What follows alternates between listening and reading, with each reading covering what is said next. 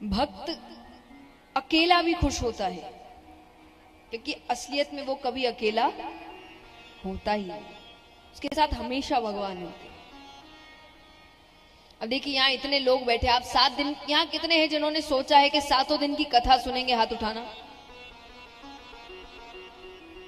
हाथ सबके उठ रहे हैं, आना पक्का से। हाँ, तब जो 7 दिन की कथा सुन रहे हैं, आप 7 दिन बाद खुद ये विचार करिएगा कि आप जो 3 घंटे की कथा सुनते हैं, इस 3 घंटे में आप फोन का इस्तेमाल कितनी देर कर रहे हैं, या दूसरी चिंताएं कितनी आ रही है, और आपको समझ आएगा ना के बराबर होता है। इतनी देर व्यक्ति घर पर नहीं बैठ सकता खाली, हर 10 मिनट में उसको फोन चाहिए, कभी कुछ चेक करना है, कभी कुछ चेक करना है, कुछ नहीं है तो जबरदस्ती ही देखना है। सच्ची बात है, हर व्यक्ति यही करता है। इतनी देर वो घर पर खाली नहीं बैठ सकता, लेकिन वही उतनी देर अभी आपको कुछ याद नहीं आ रहा कि ये काम नहीं हो रहा, वो काम नहीं हो रहा, वो काम वहां फंसा है, ये व्यक्ति ये कर रहा है, वो आनंद में। तो इसीलिए असली आनंद भगवान ही है। जो उनसे जुड़ गया ना, मैं हमेशा एक बात कहती हूं, जिस दिन दुख में भी सुखी रहने लग जाओ, समझ लेना भक्त बन गए। ये लक्षण है भक्त के, वो कभी दुखी होता ही नहीं, क्योंकि उसको पता है जो भी हो रहा है उसकी मर्जी से हो रहा है, और उसकी मर्जी कभी गलत नहीं हो सकती। और तापत्रय विनाशाय श्री कृष्णाय वयम नुमः। 3 तरह के ताप है, दैहिक, दैविक, भौतिक। तीनों तरह के तापों से भगवान हमें मुक्त करते हैं। तो इस प्रकार भगवान के स्वरूप को बताया गया है। हाँ, बस बस इधर इधर। अभी भगवान के कैमरे में फोटो लेने की कोशिश करिए, वो कैमरा ले लेगा अपने आप ही।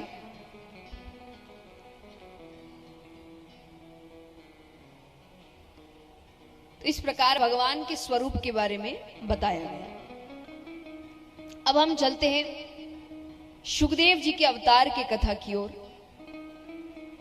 अलग अलग शास्त्रों में अलग अलग ढंग से बताई गई है, पर दंत कथा के अनुसार एक बार ब्रह्मा जी ने एक सभा का आयोजन किया। सभी देवी देवता, यक्ष, गंधर्व, किन्नर सब आते हैं, ऋषिगण आते हैं। उस सभा में एक प्रश्न उठा कि 3 लोग 14 भुवन में सबसे कीमती वस्तु क्या है? सब अपनी अपनी राय देने लगे। कोई कहे कि हीरा, कोई कहे सोना, कोई कहे चांदी। वहां ऋषिगण भी बैठे हैं, तो उन्होंने मना कर दिया। वो कहे कि ये सारी वस्तुएं तो बहुतों के पास है, यहां भी होगी। किस किस के पास सोने की वस्तु है? हाथ उठाना।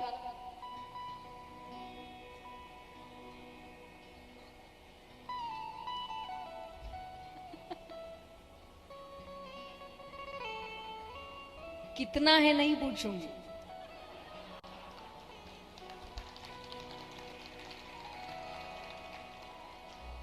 बट है कि नहीं? कितने सीधे सब बन रहे हैं। देखिए, अंदर से हम सबको पता है कि सबके पास है ना? सबके। अब कितना है क्या नहीं है वो व्यक्ति व्यक्ति पर निर्भर करता है, पर ये ऐसा है कि कुछ ना कुछ सोने की वस्तु हर एक व्यक्ति के पास आपको मिल जाएगी। जो सबके पास मिल जाए वो सबसे कीमती कैसे होगा? सबसे कीमती तो ऐसा हो कि जो हर किसी के पास मिले ही ना, ढूंढने पर मिले। तो सब सोचने लगे कि फिर आप ही बताइए कि सबसे कीमती क्या है? तब ऋषि गणों ने कहा कि अगर सबसे कीमती कुछ है वो है प्रेम।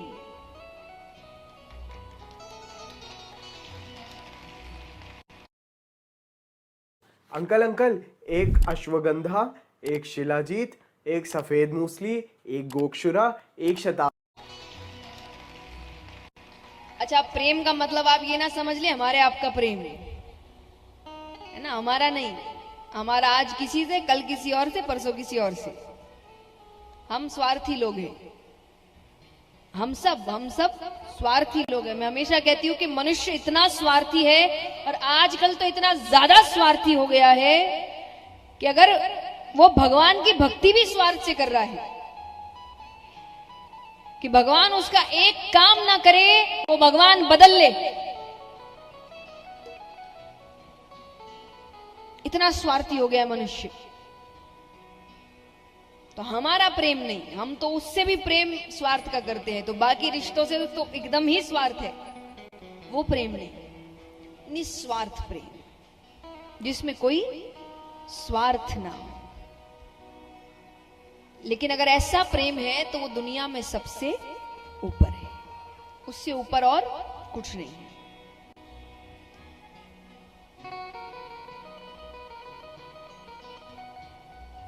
तो सबने कहा कि ठीक है, पर ये मिलेगा कहां, कहीं तो होना चाहिए जिसको देखकर हम भी सीख ले। तो फिर वापस सब अपनी अपनी राय देने लगे। तो कोई कहे कि हो ना हो ब्रह्मा ब्रह्माणी के पास तो होगा, वो कहे कि नहीं, ब्रह्मा जी तो रचना के कार्य में बड़े व्यस्त हैं। अब नारद जी भी बैठे हैं। नारद जी किसके भक्त हैं? विष्णु भगवान और लक्ष्मी माता। तो उन्होंने कहा कि मेरे प्रभु विष्णु भगवान और लक्ष्मी माता के पास तो जरूर है। सबने कहा वहां भी उतना प्रेम, क्योंकि अगर इतना प्रेम होता तो भगवान समय न समय देकर भक्तों के पीछे नहीं दौड़ते। तो बोले फिर आप ही बताइए। बोले अगर प्रेम की पराकाष्ठा कहीं है तो वो है महादेव जी और पार्वती माता के पास।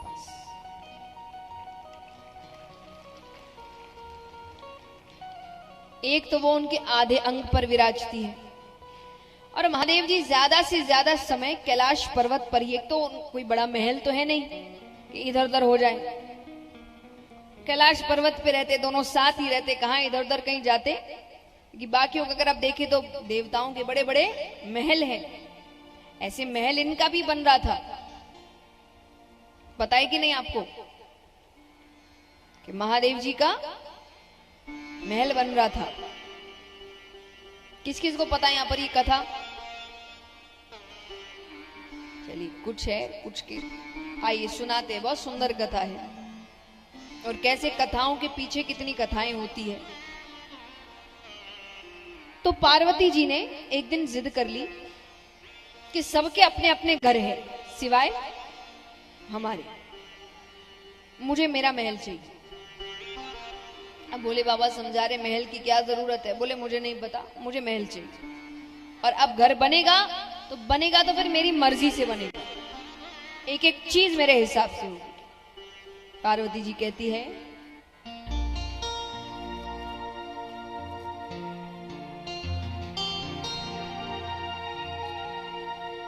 पार्वती बोली भोले से,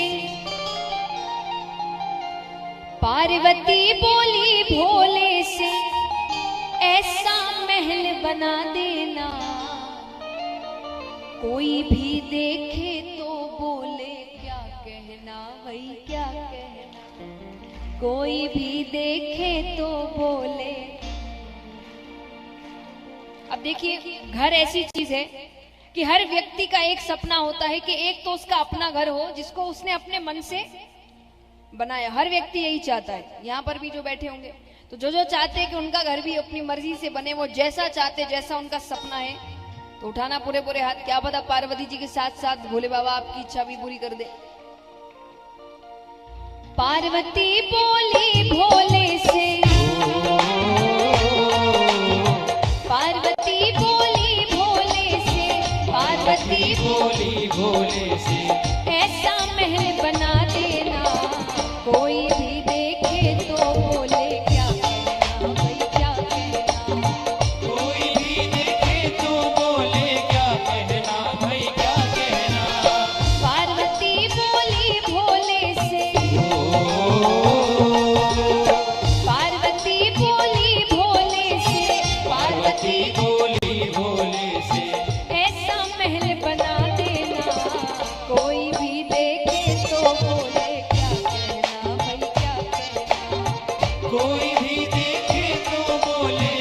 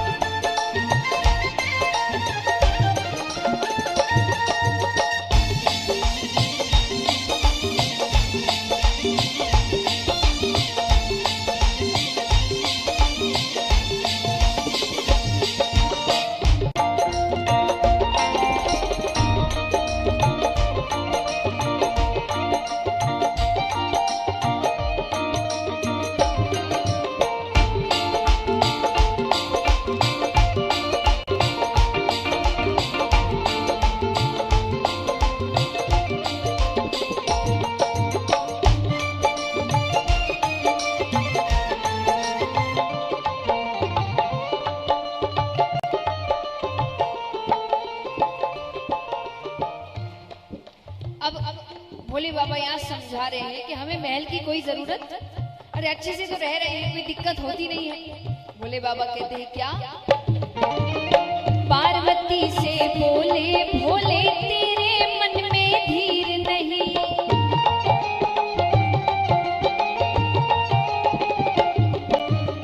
पार्वती से बोले भोले तेरे मन में धीर नहीं, पार्वती से बोले भोले तेरे मन में धीर नहीं, इन ऊंचे महलों में रहना ये अपनी तकदीर नहीं, इन ऊंचे महलों में रहना ये अपनी तकदीर नहीं, करूं तपस्या मैं पर्वत पर, करूं तपस्या मैं पर्वत पर, करूं तपस्या मैं पर्वत पर, हमें महल से क्या लेना, कोई भी देखे तो बोले क्या कहना, भाई क्या कहना, कोई भी देखे तो बोले क्या कहना, भाई क्या कहना।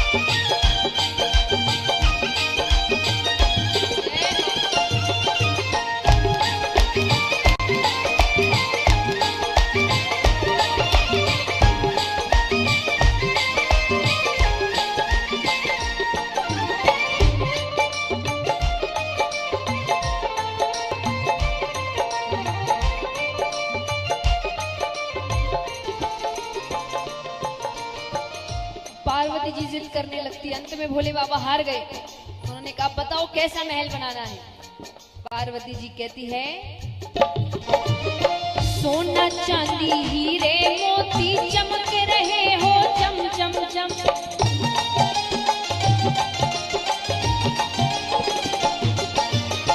सोना चांदी हीरे मोती चमक रहे हो चम चम चम, सोना चांदी हीरे मोती चमक रहे हो चम चम चम, दास दासियां भरे हाजिरी मेरी सेवा में हरदम, दास दासिया भरे हाजिरी मेरी सेवा में हरदम, बिना इजाजत कोई न आए,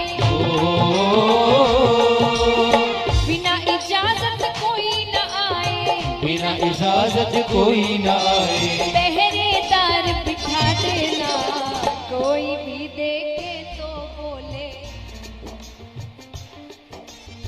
कोई भी देखे तो बोले। देखिए आपकी आवाज जितनी तेज होगी भोले बाबा उतनी जल्दी मानेंगे ना। कोई भी देखे तो बोले, तो उठाकर पूरे पूरे हाथ और तालियां एक साथ। कोई भी देखे तो बोले क्या कहना भाई क्या कहना, कोई भी देखे तो बोले क्या कहना, भाई क्या कहना।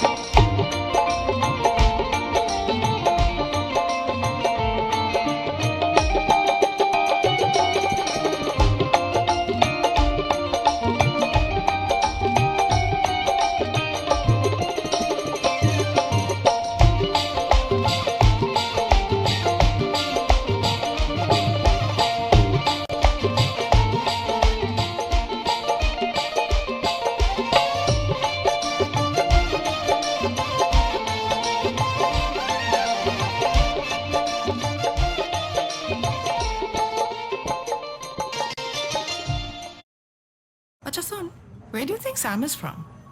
पता करें? सैम, तुम्हारी वो पेरिस वाली बुकिंग हो गई? Of course. Why do you ask? नहीं, MMT पे कुछ अच्छे डील्स चल रहे थे तो। अब उन्होंने बता दिया भोले बाबा महल बनाना शुरू कर रहे हैं। क्या कहकर? पार्वती की जिद के आगे भोले बाबा हार गए।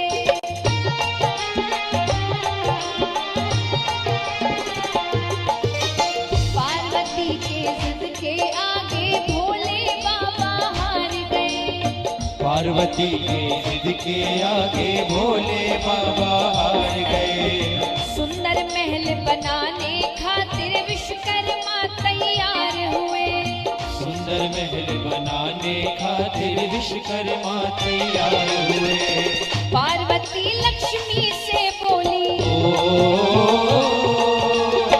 पार्वती लक्ष्मी से बोली। पार्वती लक्ष्मी से बोली, गृह प्रवेश में आ जाना, कोई भी देखे तो बोले। कोई भी देखे तो बोले। क्या बात है, तालियां एक साथ। कोई भी देखे तो बोले क्या कहना भाई, क्या कहना।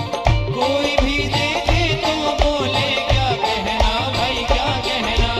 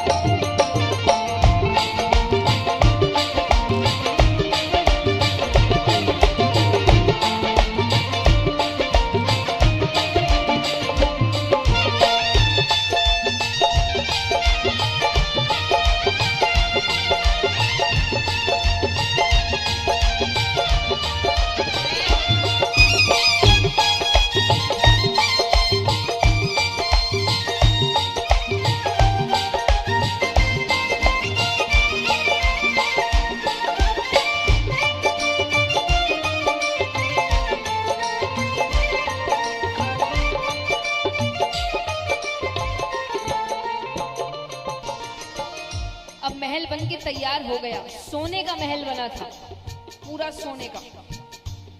गृह प्रवेश की पूजा हो रही है। पंडित जी को बुलाया गया है। पंडित जी पूजा कर रहे हैं। पंडित जी कौन है? विशेषरवा। कौन है ये? रावण के पिताजी, वो पूजा करने आए हैं। दो गृह प्रवेश करवाने खातिर पंडित जी बुलवाए गए।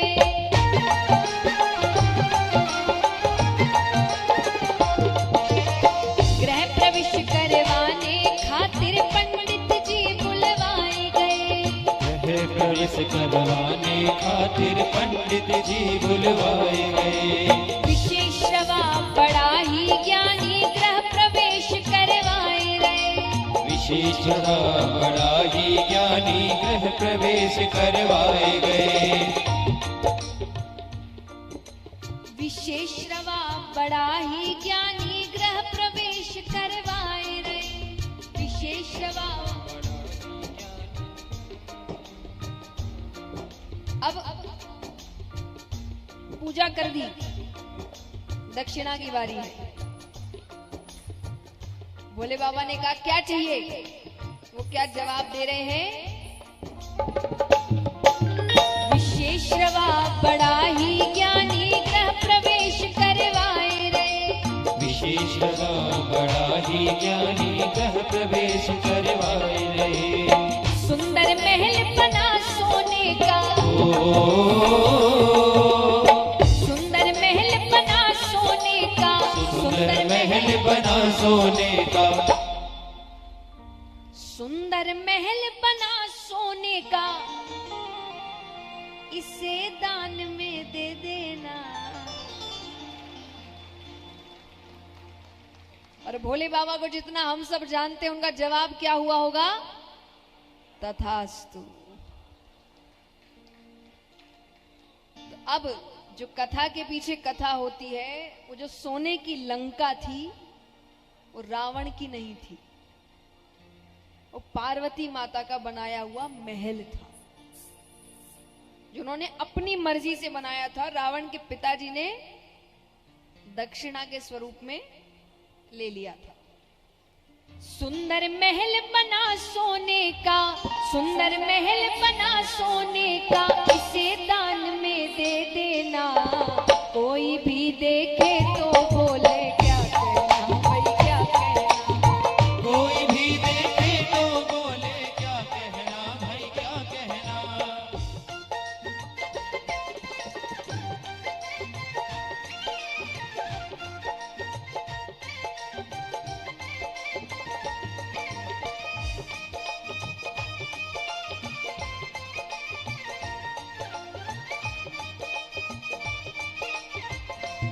तालियां जोरदार एक साथ।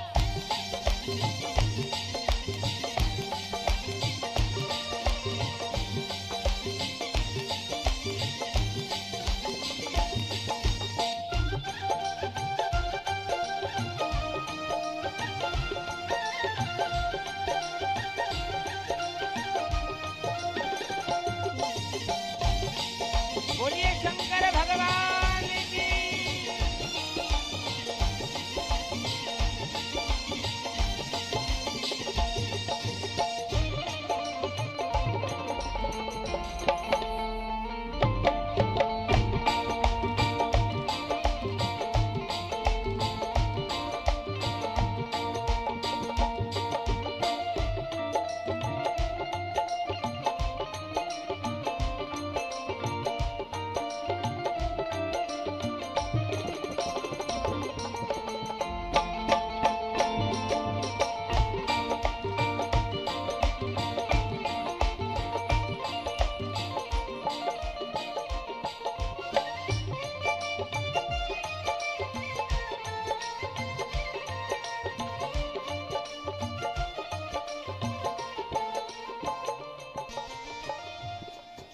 अब कितनी सुंदर बात बताई गई है। और देखिए, इस प्रसंग का अर्थ है कि आपको सिखाया जा रहा है कि कभी भी किसी से ईर्ष्या की भावना नहीं रखना।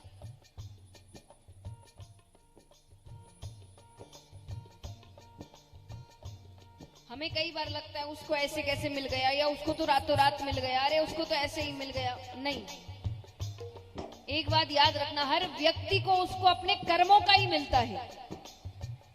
या तो इस जन्म के कर्म है, या तो पिछले जन्म के कर्म है, पर कर्म उसके ही है और उसको अपने ही कर्मों का फल मिल रहा है। इसीलिए ये सोचकर उसको मिल गया, मुझे नहीं मिला, उसको मिल, इससे कुछ नहीं होना, अपने आप को ही दुखी कर रहे हो और जबरदस्ती एक नकारात्मक भावना किसी और व्यक्ति के प्रति ग्रहण कर रहे हो। तो सबको अपनी किस्मत का मिलता है। आपकी किस्मत में अगर लिखा है तो आपसे कोई छीन नहीं सकता, और आपकी किस्मत में नहीं लिखा है तो आपको कोई दे नहीं सकता। तो क्या कहा गया है? जिसकी जो तकदीर है संजू बस उतना ही मिलता है।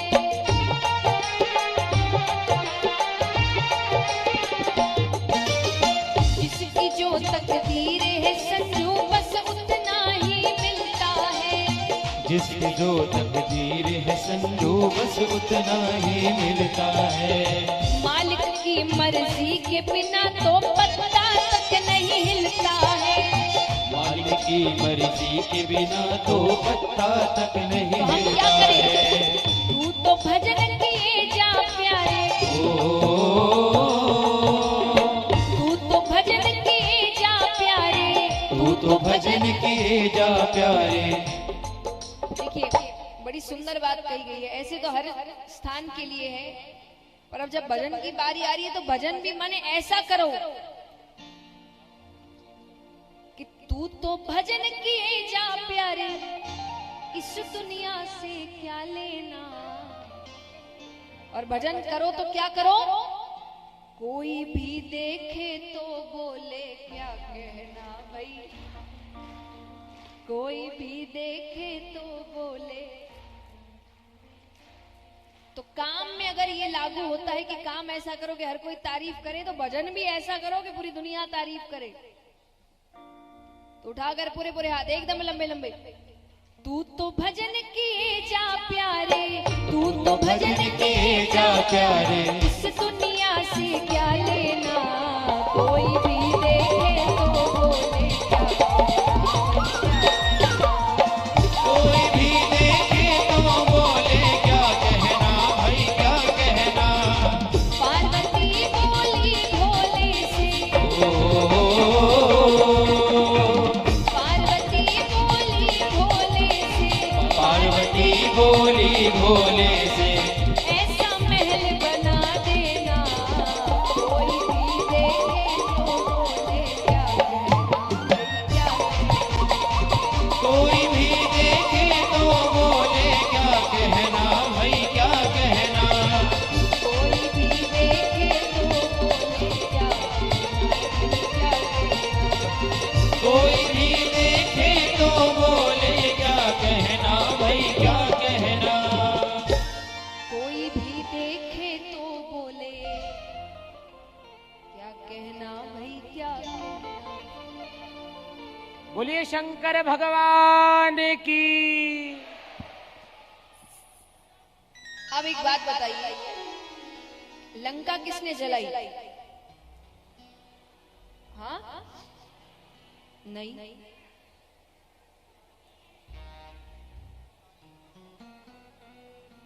लंका किसने जलाई? नहीं, रावण के अहंकार में।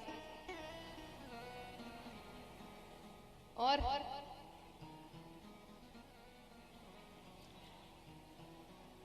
हनुमान जी की पूंछ ने लंका को आग लगाई पार्वती जी।